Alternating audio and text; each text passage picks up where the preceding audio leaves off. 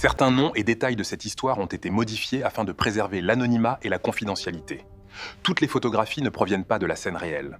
Le 14 novembre 2018, à 14h30, Seattle, dans l'État de Washington. Une équipe de plombiers descendit dans la partie la plus profonde et la plus humide du sous-sol du restaurant haut de gamme Crimson Heart, où le personnel n'avait pas mis les pieds depuis des années. Ils cherchaient une fuite dans une canalisation, mais tombèrent à la place sur un énorme fût industriel bleu d'une capacité de 50 gallons. Il se trouvait dans un recoin recouvert d'une épaisse couche de poussière et pesait plus de 600 livres. À 15h10, lorsque les coups d'un lourd marteau-piqueur ont fissuré le béton gris massif à l'intérieur, une odeur âcre de décomposition chimique s'est échappée de la fissure. Sous l'épaisse couche de ciment, les ouvriers découvrirent des fragments de corps humains. C'est ainsi que prit fin la recherche de Catherine Miller, 37 ans, une architecte à succès qui avait disparu sans laisser de traces il y a plus d'un an, le 20 octobre 2017 à 6h30 du matin. Pendant tout ce temps, alors que Seattle cherchait en vain la femme, son meurtrier, le sous-chef Edward Baker préparait chaque soir des mets raffinés pour des clients fortunés,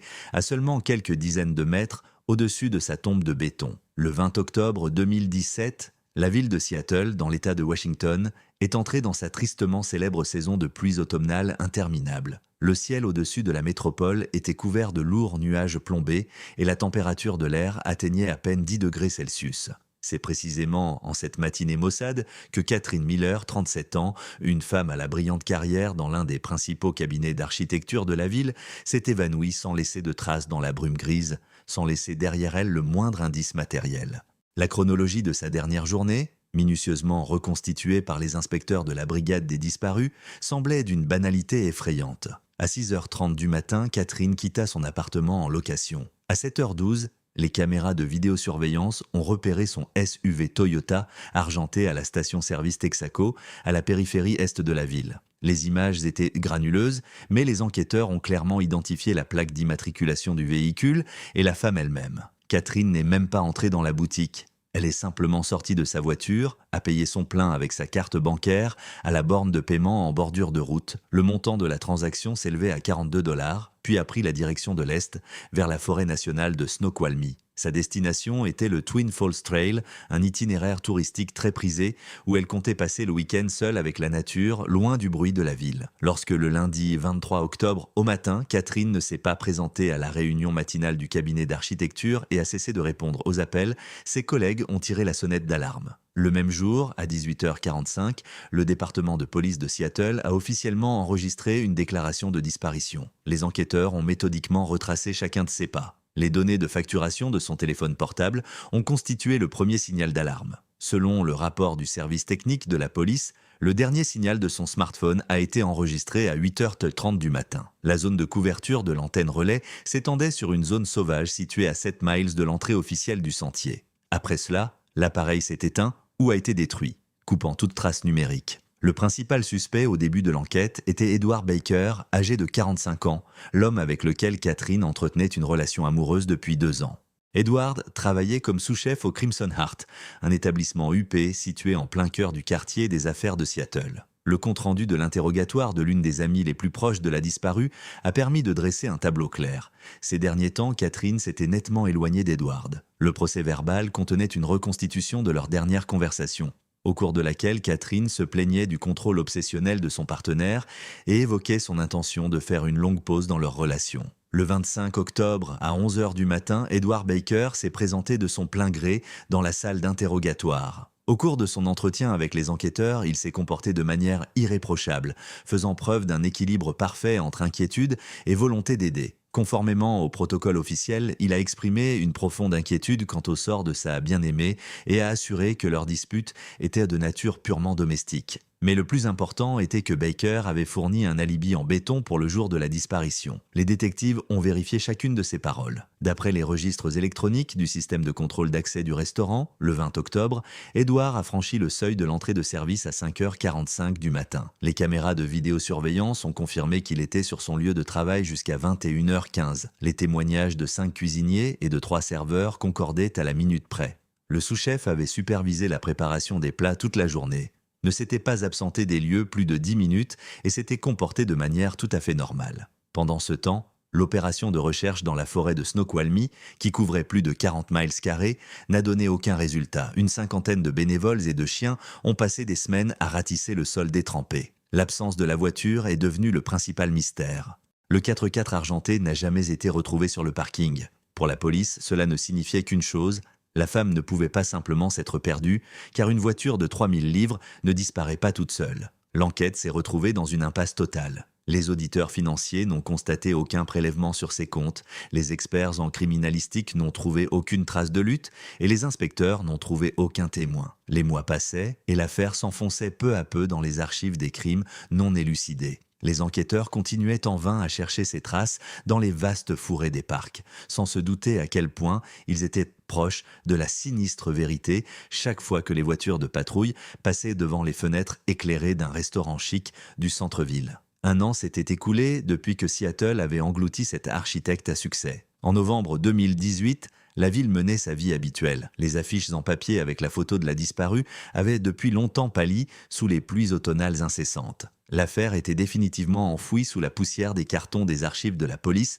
et considérée comme pratiquement sans espoir. À cette même époque, le restaurant chic Crimson Heart continuait d'accueillir les clients les plus fortunés de l'État de Washington. L'établissement était réputé pour son service irréprochable, ses plats raffinés et son immense liste d'attente remplie 3 mois à l'avance. Cependant, cette façade parfaite cachait une structure ancienne et pourrie. Ce bâtiment historique recelait de sombres secrets, enfouis profondément sous terre, là où la lumière du soleil ne pénétrait jamais. Le 14 novembre 2018, à 13h20, un grave incident de plomberie s'est produit dans l'établissement. Dans la partie la plus ancienne du sous-sol, une canalisation principale de 8 pouces de diamètre a éclaté. L'eau sale a rapidement commencé à inonder le niveau inférieur, menaçant de détruire les caves à vin d'exception où étaient conservées des bouteilles de collection valant plusieurs milliers de dollars chacune. Pris de panique, le propriétaire de l'établissement a appelé en urgence, à 13h30, une équipe privée composée de 3 plombiers. À 14h pile, les ouvriers sont arrivés sur place et ont dû descendre dans la partie la plus profonde et la plus sombre du sous-sol.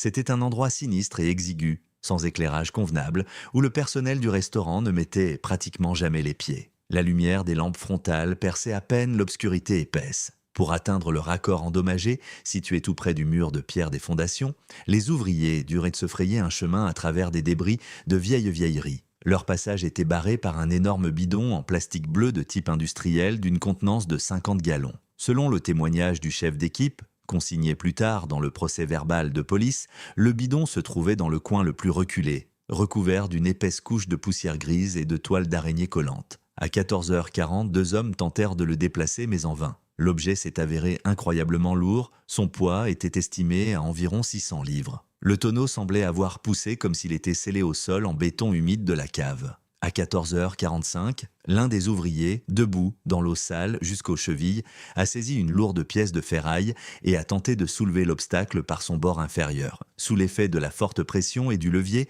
le couvercle en plastique supérieur a craqué bruyamment et s'est effondré sur le côté dans un bruit sourd. Les plombiers ont éclairé l'intérieur avec de puissantes lampes et se sont figés de surprise. Au lieu des résidus de graisse de cuisine ou de produits chimiques de construction attendus, ils ont vu un monolithe continu et lisse de béton gris clair figé. Comme il fallait dégager l'espace de toute urgence pour accéder aux tuyaux, le chef d'équipe a pris une décision fatale. À 15h10, il a apporté un marteau-piqueur électrique pour fendre ce bloc de béton mystérieux et l'évacuer par morceaux. Après quelques minutes de grondements assourdissants de l'outil de chantier, la masse de béton massive s'est fendue d'une profonde fissure verticale. C'est à cet instant précis qu'une odeur concentrée et insupportable s'est échappée de la fente. C'était une odeur caractéristique, douceâtre, de décomposition organique avancée. Les ouvriers ont immédiatement cessé le travail. En jetant un œil dans la large fente, ils ont aperçu les contours d'os humains, des fragments de chair et des restes de vêtements féminins étroitement enveloppés dans plusieurs couches de film plastique transparent. Pris d'une terreur bestiale, les 3 hommes adultes ont abandonné tous leurs outils et se sont précipités hors du sous-sol. À 15h17, le centre d'appel des secours neufs, un nain, a reçu un appel d'un plombier en chef qui, pris de panique, arrivait à peine à articuler quelques mots. À 15h25, l'entrée principale du Crimson Heart était déjà complètement bloquée par 4 équipes de police de patrouille. Le restaurant, où, une demi-heure plus tôt encore, jouait de la musique jazz et où flottait l'odeur de truffes de luxe, s'est transformé en un instant en scène de crime. À 16 heures pile, une équipe spéciale de techniciens de la police scientifique vêtus de combinaisons de protection blanche et des inspecteurs de la brigade criminelle sont arrivés sur place. Le travail minutieux dans le sous-sol a duré plusieurs heures. À 20h30,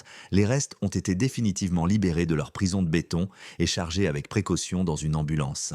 Le corps avait subi une déformation catastrophique due à la pression incroyable de la masse de ciment et à un séjour prolongé dans un milieu alcalin sans accès à l'oxygène. L'identification visuelle de la personne a été jugée absolument impossible, même pour les proches parents. Cependant, la médecine légale moderne a rapidement remis chaque chose à sa place. À 23h45 de cette même nuit blanche, l'expert en odontologie a achevé la comparaison détaillée des radiographies de la mâchoire prélevées sur le corps avec les dossiers dentaires de la base de données fédérale des personnes disparues. La correspondance était parfaite. Les pires craintes des inspecteurs se sont officiellement confirmées. C'était bien Catherine Miller qui se trouvait dans le fût industriel bleu. Après plus de 12 mois de recherche désespérée et totalement infructueuse, la femme a été retrouvée là où personne n'avait même songé à la chercher. Pendant tout ce long moment, alors que Seattle cherchait en vain l'architecte dans les forêts froides et infinies de l'État, elle gisait dans une crypte sombre et humide. Et la prise de conscience la plus effroyable pour les enquêteurs fut que chaque jour, pendant tous ces mois, à seulement quelques dizaines de mètres,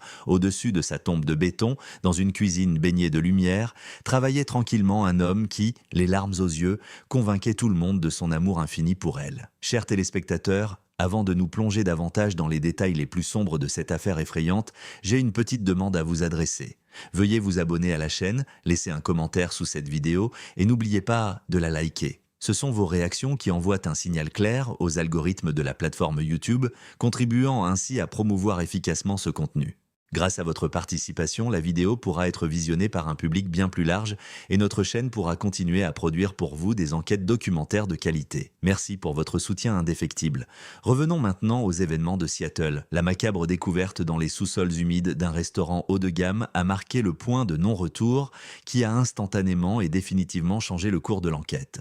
Dès l'instant où le médecin légiste a officiellement confirmé l'identité de la victime, le statut d'Edward Baker, âgé de 45 ans, s'est radicalement transformé. En un instant, il a cessé d'être le partenaire malheureux et accablé de chagrin auquel toute la ville compatissait. Désormais, pour chaque inspecteur de la brigade criminelle, il est devenu le principal et unique suspect. La machine judiciaire s'est mise en marche à plein régime, lançant une enquête sans précédent sur son passé. Les enquêteurs ont rapidement obtenu des mandats de perquisition et de saisie de relevés bancaires, d'appareils électroniques et de dossiers médicaux. Derrière la façade brillante d'un cuisinier, toujours souriant, se cachait un homme animé d'un besoin profond et pathologique de contrôle absolu sur les autres. Les agents de la cyberpolice, travaillant dans un laboratoire fermé pendant de longues heures d'affilée, ont réussi à restaurer un ensemble de messages et d'emails supprimés sur ces appareils. Cette trace numérique cachée a enfin révélé le véritable mobile de ce crime horrible. D'après les correspondances et les relevés bancaires reconstitués, l'enquête a établi avec certitude que, quelques mois avant sa disparition, Catherine Miller avait commencé à préparer secrètement sa fuite. Lors d'interrogatoires répétés, les amis de la victime ont reconstitué son état psychologique. Elles ont rappelé que la jeune femme se sentait prise au piège et craignait paniquement la colère imprévisible de son compagnon. Catherine prévoyait de mettre fin définitivement à cette relation toxique en agissant avec une extrême prudence et en secret, loin de toute leur connaissance commune. Sa seule destination était la ville de Portland, dans l'État de l'Oregon, située à 270 km au sud de la pluvieuse Seattle. Les enquêteurs ont trouvé des documents qui confirmaient sans équivoque que Catherine y avait déjà loué un nouvel appartement spacieux. Elle avait prudemment versé l'acompte en espèces afin d'éviter tout relevé bancaire sur leur compte commun. Sa nouvelle vie devait commencer à la fin de ce fatidique mois d'octobre. Cependant, Edward avait, d'une manière ou d'une autre, découvert ses plans secrets. Une analyse technique a révélé qu'il avait utilisé un logiciel espion illégal pour surveiller en secret chacun de ses mouvements sur Internet. Lorsque Baker a finalement compris que sa victime s'apprêtait à lui échapper, il n'a pas fait de scène ni manifesté d'agressivité ouverte. Sa nature psychopathique exigeait une approche tout à fait différente. Le contrôle était pour lui une question de vie ou de mort, et son esprit malade aspirait à une vengeance aussi calculée et impitoyable que possible. Edward était suffisamment intelligent pour comprendre une évidence.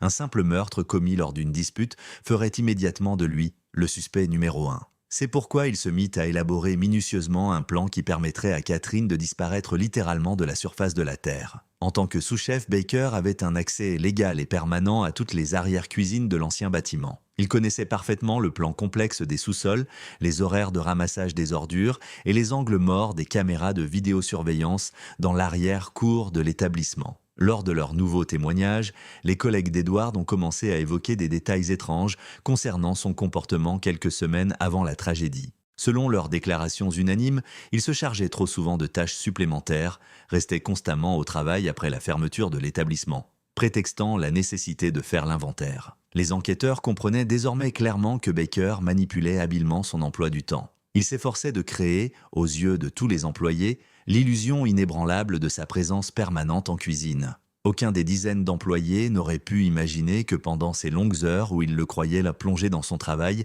ses véritables pensées étaient concentrées sur des choses à glacer le sang. Dans le silence absolu de l'ancienne cave en pierre, Edward concevait de sang-froid la crypte idéale pour la femme qui avait osé songer à la liberté. Ce plan effroyable avait été élaboré dans les moindres détails, mais pour sa mise en œuvre parfaite, il lui fallait attirer sa victime dans un lieu idéal et désert où personne au monde n'entendrait le moindre cri. Après avoir obtenu un mandat élargi pour perquisitionner le domicile d'Edward Baker et saisir tous ses supports électroniques, l'équipe de cybercriminologues s'est attelée à un travail minutieux. Leur tâche principale consistait à reconstituer minute par minute les événements de cette fatidique journée pluvieuse. Grâce à la synchronisation des données provenant de stockage cloud, à la restauration de fichiers supprimés et à l'analyse des journaux des opérateurs de téléphonie mobile, les enquêteurs ont reconstitué pas à pas l'anatomie du crime. Une information concernant un téléphone portable à usage unique s'est avérée être la preuve clé. Les caméras de surveillance d'un petit magasin d'électronique situé dans la banlieue sud de Seattle ont confirmé que,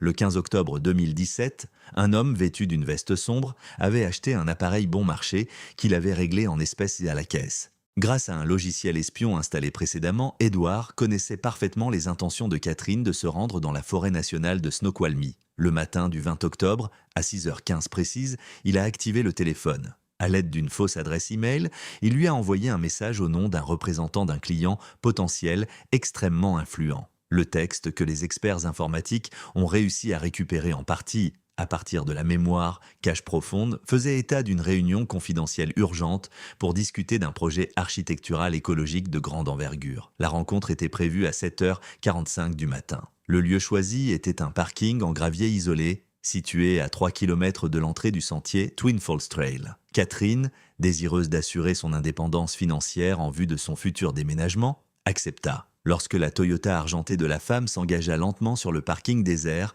étroitement entouré de grands conifères, ce n'était pas un client fortuné qui l'attendait, mais Edward.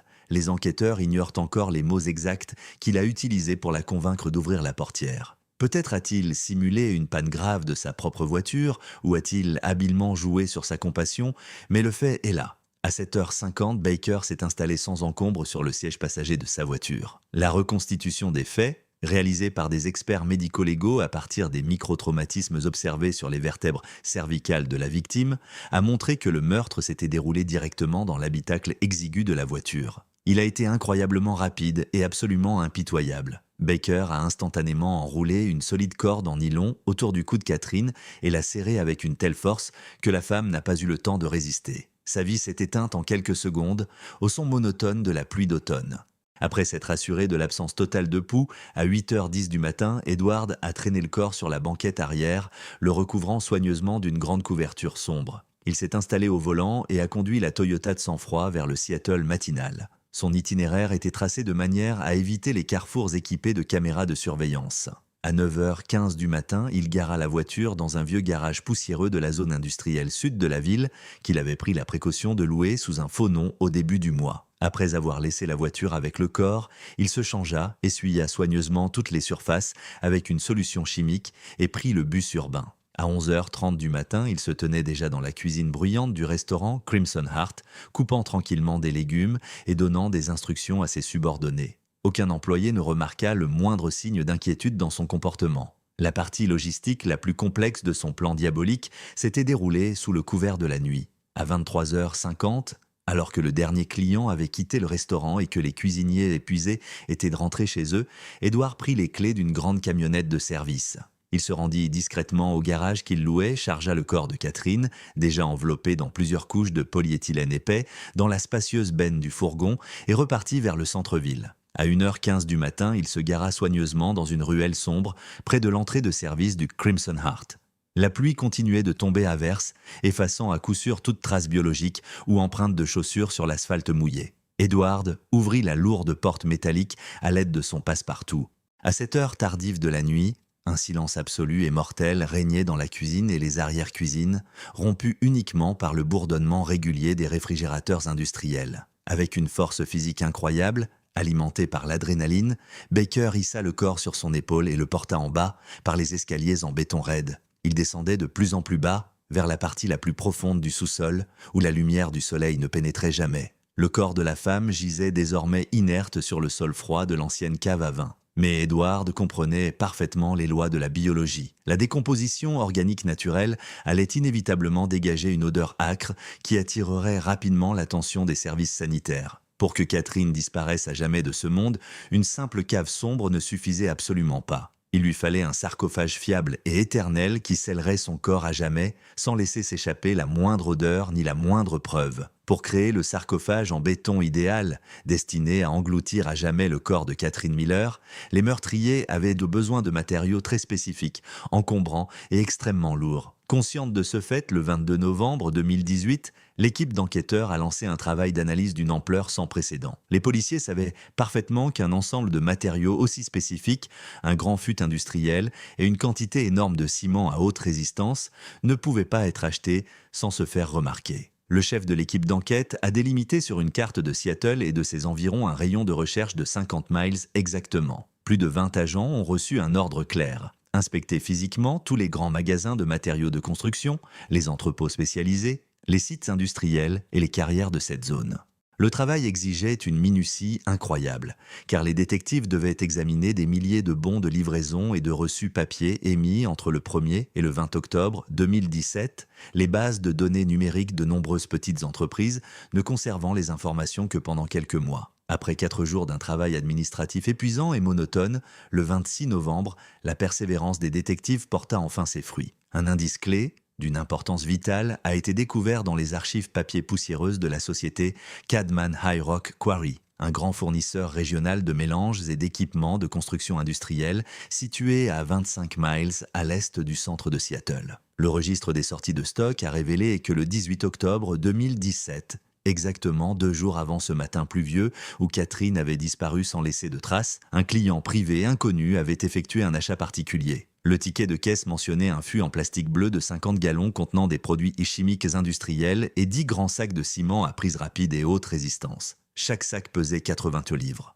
Le montant total de l'achat s'élevait à $240. Le client avait payé exclusivement en espèces, en petites coupures, sans laisser aucune trace bancaire ou numérique dans le système. Cependant, malgré toute sa froideur et sa prudence, Edward Baker n'avait pas pris en compte le facteur humain. Les détectives ont réussi à retrouver un employé de la carrière qui était de service ce jour-là. Il s'agissait d'un conducteur de chariot élévateur de 42 ans dont le témoignage a constitué une véritable avancée dans cette affaire complexe. Lors de l'interrogatoire officiel qui eut lieu le 27 novembre à 10h du matin, le témoin a formellement identifié Edward Baker sur une série de photos fournies par la police. L'employé a décrit en détail leur rencontre qui a eu lieu à 14h30 en cette journée maussade d'octobre. Selon le témoin, l'acheteur portait une veste sombre banale et une casquette de baseball enfoncée sur les yeux, mais son comportement a semblé extrêmement inhabituel à l'employé. La reconstitution de leur dialogue, consignée à jamais dans le dossier de l'affaire, a fait frémir d'horreur des détectives chevronnés. Alors que le chauffeur chargeait avec précaution de lourds sacs dans la benne d'une camionnette de location, l'acheteur s'est approché et a posé une question très précise. Ce qui l'intéressait, ce n'était pas la solidité du béton une fois pris, mais si cette marque de ciment garantissait une résistance absolue à l'humidité interne. Le plus effrayant fut sa deuxième précision, encore plus détaillée. Le client demanda sans détour si ce mortier était capable de bloquer complètement, à 100%, toute odeur de décomposition organique intense après son durcissement définitif. Le conducteur de la chargeuse fut alors très surpris, mais l'acheteur expliqua rapidement et calmement qu'il avait soi-disant besoin de bétonner de manière fiable les restes d'un gros animal mort dans sa ferme afin d'éviter une insalubrité effroyable. Ce mensonge simple mais effrayant permit à Baker d'obtenir sans encombre tous les composants nécessaires à son plan diabolique. Après avoir acheté les matériaux le 18 octobre, Edward les avait apportés à l'avance dans l'arrière-cour du restaurant Crimson Heart et sous le couvert de la nuit, les avait traînés dans le coin le plus reculé de la cave, préparant ainsi parfaitement le décor. Et voilà que, la nuit du meurtre, alors que le corps de Catherine gisait déjà inerte sur le sol en pierre froide du sous-sol, la partie la plus difficile de son plan commença. À 1h30 du matin, Baker a commencé à construire un sarcophage monolithique. À l'aide de l'eau industrielle provenant du robinet de la cave et d'un vieux bac de chantier trouvé parmi les débris, il a méthodiquement mélangé des portions d'un mortier extrêmement lourd. Il commença par couler une épaisse couche de béton au fond même du bac bleu. Puis, au prix d'un effort physique incroyable, il souleva le corps de la femme enveloppé dans du polyéthylène et le plaça à la verticale à l'intérieur du conteneur en plastique. Les 2 heures et demie qui suivirent se transformèrent en un processus épuisant, purement mécanique. Couche après couche, il recouvrait le corps d'une épaisse masse grise, la tassant soigneusement et méthodiquement à l'aide d'une planche de bois afin de ne laisser aucune bulle d'air à l'intérieur. Tout ce processus exigeait de lui non seulement une endurance physique extraordinaire, mais aussi un détachement émotionnel absolu, inhumain. À 4h45 du matin, le tonneau était rempli à ras-bord. Le ciment avait entamé son processus chimique irréversible de cristallisation,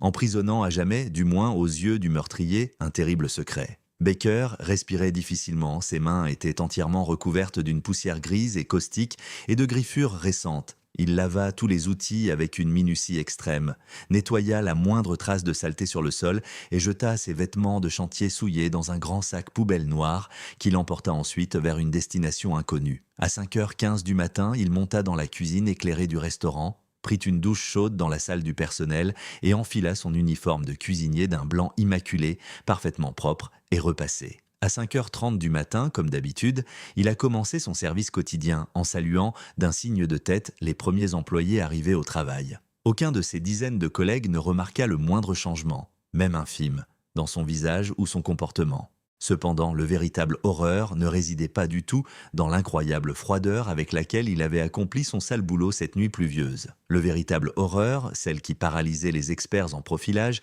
ne les attendait que lorsqu'ils commencèrent à analyser en détail la façon dont cet homme avait vécu les 365 jours suivants, sachant parfaitement ce qui se trouvait juste sous son poste de travail impeccablement propre. Lorsque l'enquête est passée à la phase d'analyse approfondie de la personnalité du suspect, des profileurs criminels expérimentés du service d'analyse comportementale du FBI se sont officiellement joints à l'affaire. Leur mission consistait à dresser un portrait psychologique approfondi d'Edward Baker et à expliquer les motivations cachées de ses actes pendant cette longue année où les recherches restaient de vaines. Ce qu'ils ont découvert après avoir étudié tous ces agissements a choqué même les psychiatres les plus aguerris qui avaient été confrontés au cours de leur carrière aux pires manifestations de la cruauté humaine. Cette enquête documentaire nous plonge dans l'obscurité glaciale et totalement impénétrable de l'esprit d'un prédateur pour qui la vie d'autrui n'était qu'un instrument pratique au service de ses propres ambitions malsaines. Les experts sont parvenus à une conclusion commune et sans appel. L'énorme cuve industrielle, bleue, remplie de dizaines de litres de ciment figé, n'était en aucun cas un moyen pour ce cuisinier de 45 ans de dissimuler les traces d'un crime effroyable. Si Baker avait simplement voulu échapper à des poursuites pénales et détourner les soupçons de lui, il aurait agi autrement. Il aurait pu noyer le corps dans un lac profond ou l'enterrer dans les forêts infinies et désertes de l'État de Washington, comme le font généralement la plupart des meurtriers prudents.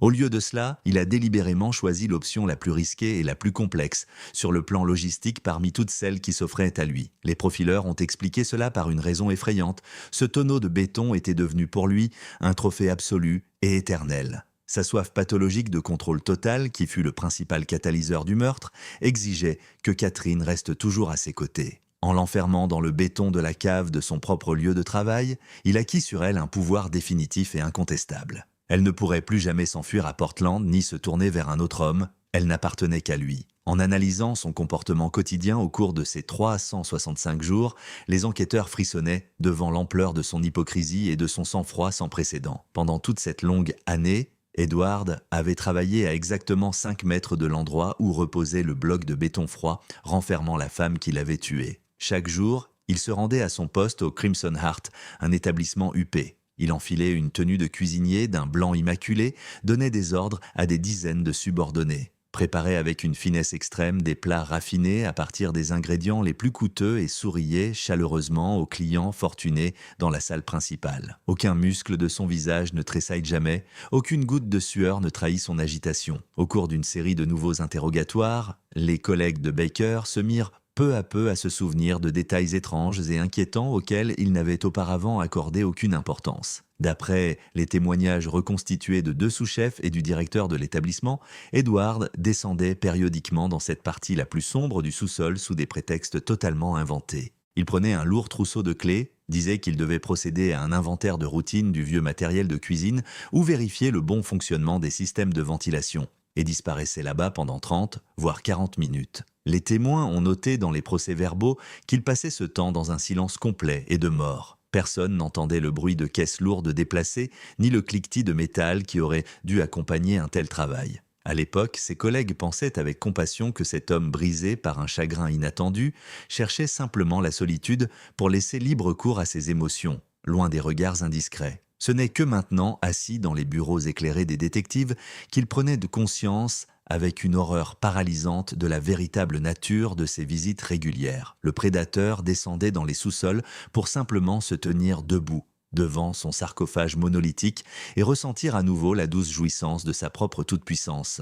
Son image publique de partenaire malheureux et affligé était encore plus frappante et effrayante. Les enquêteurs ont minutieusement passé au crible les archives des journaux locaux et des chaînes de télévision de Seattle. Au cours des premiers mois qui ont suivi la disparition de Catherine, Edward a donné au moins 4 grandes interviews. Les journalistes le décrivaient invariablement comme un homme au cœur brisé. D'après les comptes rendus de presse, il regardait droit dans les objectifs des caméras avec des yeux tristes et racontait avec émotion à quel point son rire chaleureux lui manquait, à quel point son appartement était devenu insupportablement vide. Il suppliait publiquement quiconque disposait de la moindre information de contacter immédiatement la police.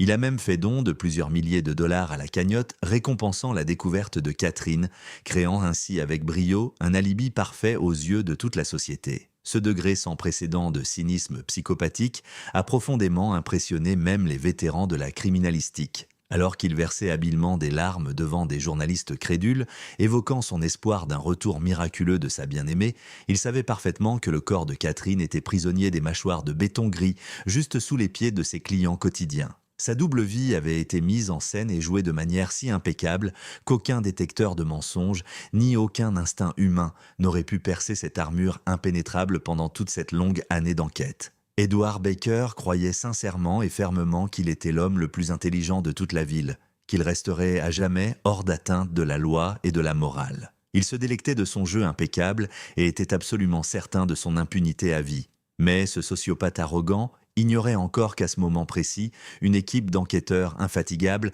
était en train de mettre la dernière main à un piège de preuves en acier et que ce piège allait se refermer sur lui avec une force écrasante dans les heures qui suivaient. Le 21 novembre 2018, à 14h30, le travail routinier du restaurant chic Crimson Heart fut soudainement interrompu. En plein préparatif du service du soir, 4 policiers en civil entrèrent d'un pas assuré par l'entrée de service menant à la cuisine. Edward Baker se tenait devant la cuisinière brûlante, vêtu de son uniforme de cuisinier d'un blanc immaculé, remuant la sauce avec concentration. Lorsque le chef des enquêteurs prononça son nom à voix haute et lui lut ses droits, un silence de mort s'installa dans la vaste cuisine. Des dizaines d'employés se figèrent à leur poste de travail. Edward ne prononça pas un seul mot de résistance. Il éteignit la cuisinière avec un calme absolu, posa soigneusement le fouet métallique sur le plan de travail en acier et tendit les mains pour se faire menotter. À peine une heure plus tard, le sous-chef de 45 ans était déjà assis à une table métallique vissée au sol, dans une salle d'interrogatoire exiguë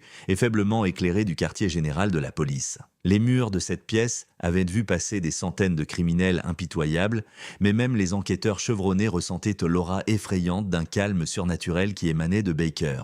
Ayant refusé la présence d'un avocat, Edward endossa avec brio le masque habituel du partenaire accablé par le chagrin. D'après les procès-verbaux officiels de l'interrogatoire, il répondait aux questions des enquêteurs concernant le fût industriel bleu trouvé dans le sous-sol avec une perplexité jouée de main de maître. Baker niait catégoriquement toute implication dans son apparition.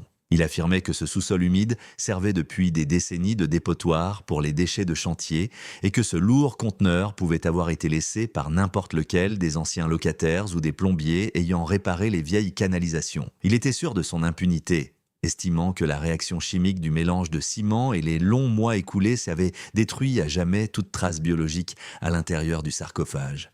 Mais les enquêteurs agissaient avec un sang-froid extrême, resserrant méthodiquement l'étau des faits autour du suspect. Tout d'abord, l'enquêteur principal posa silencieusement sur la table les impressions des caméras de surveillance routière. Sur les clichés pris au cœur de la nuit du 20 octobre 2017, on distinguait clairement la fourgonnette de service sombre du restaurant près de ce même garage abandonné qu'Edward louait sous un faux nom. Baker plissa légèrement les yeux en examinant les photos, mais continua à se taire, s'efforçant désespérément de trouver dans son esprit une excuse plausible pour son déplacement nocturne. Puis un deuxième dossier fut posé sur la surface lisse de la table. D'une voix monotone, l'enquêteur lut la déposition du conducteur du chariot élévateur de la carrière. Chaque mot du témoin concernant l'achat d'un énorme conteneur en plastique et d'une dizaine de sacs lourds de ciment hautement résistants, ainsi que les questions inquiétantes de l'acheteur sur la capacité du mortier à masquer l'odeur de pourriture, résonnaient contre les murs gris. Ces faits prouvèrent de manière irréfutable que les matériaux avaient été achetés exactement 2 jours avant la disparition de Catherine. En entendant cela, Edward cessa de feindre une indignation vertueuse, son regard devint nettement plus froid. Il comprit que sa chaîne logistique de dissimulation des preuves était brisée. Mais son ego s'accrochait encore à un dernier espoir. La police n'avait aucune preuve matérielle directe que c'était ses mains qui avaient commis le crime. Et c'est à ce moment précis que les inspecteurs portèrent leur coup de grâce. Le rapport d'expertise médico-légale fut déposé sur la table. Le meurtrier, malgré toute son intelligence perverse, avait commis une erreur fatale. Le lourd monolithe de béton avait créé, à l'intérieur du fût hermétique, un environnement anaérobie à 100%, un espace totalement dépourvu d'oxygène. À cause de ce vide, le processus naturel de décomposition des matières organiques s'était considérablement ralenti. Les criminalistes, en examinant minutieusement le corps déformé de la victime, firent une découverte incroyable. Sous la plaque inguéale de la main droite de Catherine, des particules d'épithélium étranger avaient été préservées. Dans les dernières secondes de sa vie, la femme s'était désespérément débattue et avait réussi à griffer son meurtrier. Une analyse de laboratoire extrêmement complexe a révélé une correspondance parfaite avec le profil génétique d'Edward Baker. Enfermée dans le sous-sol pendant une année entière, Catherine a fourni à la justice une preuve irréfutable contre son bourreau. L'atmosphère dans la pièce changea à jamais. En entendant les résultats de l'analyse ADN, Edward Baker se tut. L'illusion d'un homme en deuil, qu'il avait magistralement entretenu devant la ville pendant toute une année, s'évanouit tout simplement dans les airs. Ses épaules se détendirent lentement. La fausse tristesse humaine s'évapora de ses yeux et les muscles de son visage se figèrent dans une immobilité effrayante. Ce n'était plus un chef cuisinier à succès qui se tenait devant les détectives stupéfaits. Devant eux se trouvait un monstre totalement vide, dépourvu de tout remords. C'était le visage froid d'un sociopathe acculé, conscient de son effondrement total. Et bien que son sort fût scellé entre les murs de cette pièce lugubre, Seattle n'avait encore qu'à regarder le véritable mal en face lorsque ce prédateur impitoyable se retrouverait sous l'œil de dizaines de caméras dans la salle d'audience. Le 15 janvier 2020, à 9 h du matin, les lourdes portes en chaîne de la salle d'audience de la Cour suprême du comté de King s'ouvrirent, marquant le début d'un procès qui restera à jamais gravé dans l'histoire de l'État de Washington. Derrière les fenêtres, une pluie hivernale froide tombait sans discontinuer, comme pour rappeler à la ville ce jour sombre d'octobre où Catherine Miller avait disparu. Le procès d'Edward Baker avait attiré une foule de journalistes sans précédent. Les reporters, les proches de la victime et les simples citoyens avaient envahi les bancs en bois. Lorsque l'accusé fut introduit dans la salle, un silence de mort s'installa. Baker, âgé de 45 ans, vêtu de l'uniforme orange standard de la prison, se dirigea lentement vers la table de la défense. Son visage était totalement vide, dépourvu de tout remords ou de toute crainte. Cela contrastait de manière frappante avec ce cuisinier affable qui, pendant des années, avait régalé l'élite de Seattle. À présent, c'était un sociopathe démasqué qui se trouvait devant le tribunal dont le masque était définitivement tombé. Le procureur général a commencé son réquisitoire à 10h15. Il a d'emblée fait comprendre que l'accusation ne reposerait pas seulement sur des faits criminels bruts, mais aussi sur la mise en lumière de l'abîme moral effroyable dans lequel s'était enfoncé l'accusé. Les 2 photographies grand format placées devant le banc des jurés constituaient le principal argument visuel. Sur la première, on voyait la somptueuse salle principale du Crimson Heart, des tables parfaitement dressées, de la cristallerie, la lumière chaleureuse de lustres coûteux. La deuxième photographie montrait une cave sinistre et humide, ainsi que ce même fût en plastique bleu de 50 gallons, fendu en deux, d'où l'on apercevait du béton gris. Le procureur attira l'attention de la cour sur ce contraste surréaliste. Il a souligné que, pendant des centaines de soirées d'affilée, Baker s'était tenu tranquillement sur le parquet impeccable, parfaitement conscient qu'à exactement 5 mètres, sous ses pieds, dans un monolithe étouffant, gisait le corps de la femme qu'il avait tuée de sang-froid. Certains jurés ont physiquement tressailli à ces mots, détournant le regard des images horribles. La défense se retrouva dans une situation extrêmement délicate. Les avocats de Baker tentèrent de jouer la carte du crime involontaire, insistant sur un état de profond émoi. Leur ligne de défense se résumait au fait que, lors de leur rencontre sur le parking en gravier, Catherine avait annoncé son déménagement à Portland, ce qui aurait provoqué un accès de colère soudain et incontrôlable. Selon la version des avocats, l'utilisation de la corde en nylon était spontanée, et l'effroyable enterrement dans le béton n'était que le résultat de la panique d'une personne effrayée qui tentait désespérément de dissimuler les conséquences d'une erreur fatale. Cependant, cette illusion fragile s'est effondrée dès que le procureur a appelé à la barre des témoins clés et présenté des preuves documentaires irréfutables. Le témoignage du conducteur de chargeuse de la société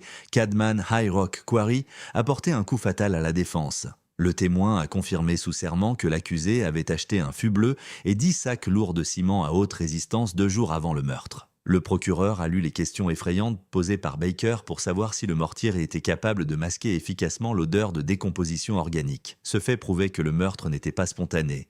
Il s'agissait d'un plan logistique méticuleux et minutieux, élaboré par un prédateur. Le rapport du médecin légiste a été le coup de grâce.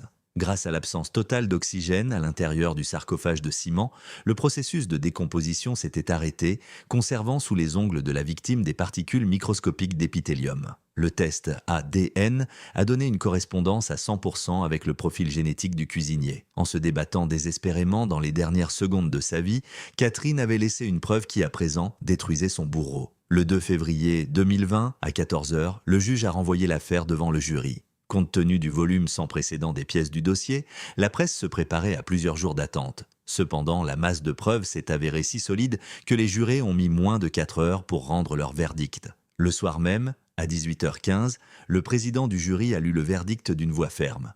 Coupable de meurtre au premier degré. Le juge, ne cachant pas son dégoût pour les actes de l'accusé, a prononcé la peine maximale. Edward Baker a été condamné à la prison à perpétuité dans une prison fédérale de haute sécurité, sans aucune possibilité de libération anticipée. Ce verdict a mis un terme à l'affaire sur le plan juridique, mais Seattle a mis longtemps à se remettre du choc. Le restaurant haut de gamme a immédiatement fermé ses portes. Une fois l'enquête terminée, l'imposant bâtiment historique est resté vide. Les habitants évitèrent ce quartier comme la peste, refusant même de marcher sur le trottoir à proximité du lieu où une telle tragédie s'était déroulée. Le bâtiment était devenu un monument maudit de la cruauté humaine. Finalement, les autorités locales et les nouveaux propriétaires du terrain ont pris la seule décision qui s'imposait. De lourds bulldozers et excavateurs ont rasé la structure, recouvrant entièrement les sombres souterrains de tonnes de sable et de pierres. L'affaire Catherine Miller a changé à jamais l'histoire criminelle de l'État de Washington. Elle est devenue un sujet d'étude pour les psychologues criminels et les profileurs à travers tout le pays.